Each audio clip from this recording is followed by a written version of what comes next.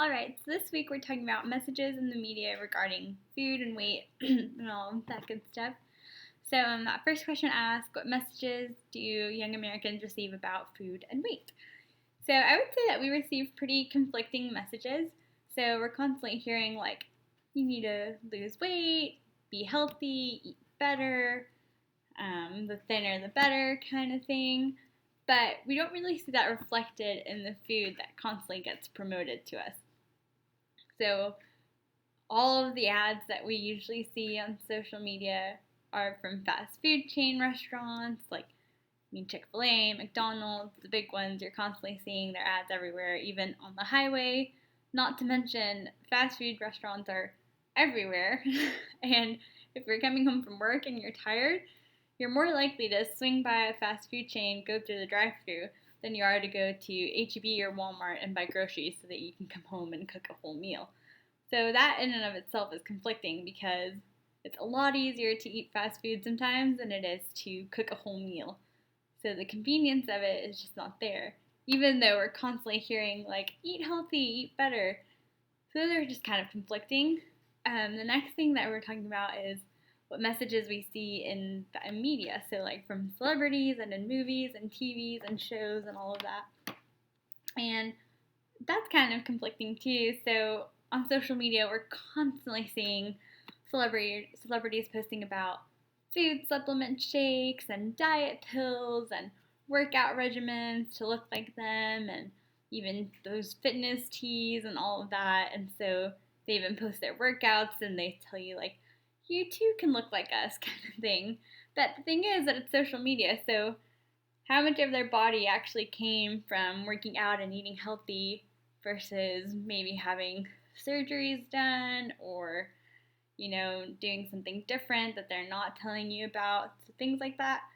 And in movies, I feel like we're constantly seeing things like, oh, well, when they were bigger, they weren't doing as good in their life and things were just going crummy.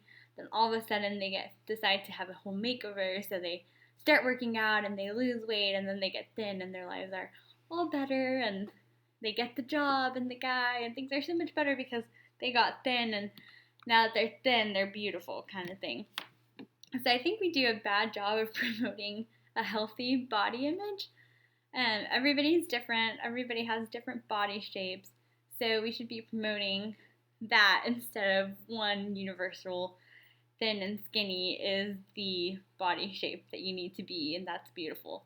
Because we're all different. We all have our own unique body types, and we should promote that. The next question was, how do we conceive of the best way to spend leisure time, and how is this tied to body weight? I think what the question's asking is like, what do we do on our downtime?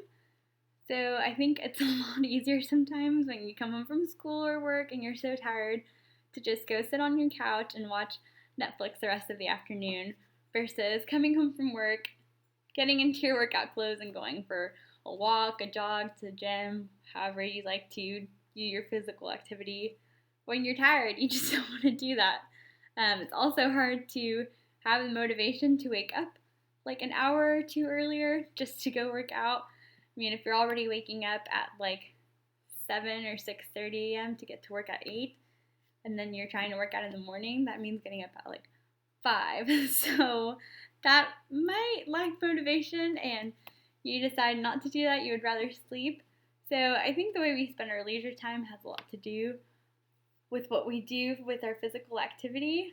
So when we're tired from things, it's a lot harder to stay active and even be motivated to stay active. And I think that also kind of ties into what we're eating. So if you're eating healthy and eating vegetables and protein and chicken and all of that good stuff, it also helps you stay a little more motivated because of the things you're putting in your body, so they give you more energy naturally. And so if you have that healthy eating plan, it might be easier to have that extra energy to get up in the morning or go work out after work. But if, say, you start eating, like fall back into a pattern of just going to McDonald's after work and picking up dinner, then you go home and sit on your couch or eating McDonald's, and then you might eat a shake afterwards or eat a cookie. And so that kind of ties into that leisure time because you start eating things on the couch and then you turn into a couch potato. So that kind of all ties in. But yeah, I think it's all tied in. The way we eat, the weight that we have, it's all tied into what we see on the media. And then even as you're sitting on the couch and you're scrolling through Instagram, you're constantly seeing these bloggers and celebrities posting pictures of how skinny they are and how much they weigh and how how good they look, and you just sit there and you kind of wish that you looked like them, but you also don't have the motivation or the energy to go do what they ask you to. And again, what you're seeing on social media is only a fraction of their lives, so it might not be at all what you think. So while they may be showing you a workout routine, maybe they lost that weight or keep that body by going to different treatments and programs or having surgeries. You just never know that what you see on social media or ads or movies is actually real life. So that can be kind of hard. I think that's everything. So yeah, see y'all next week.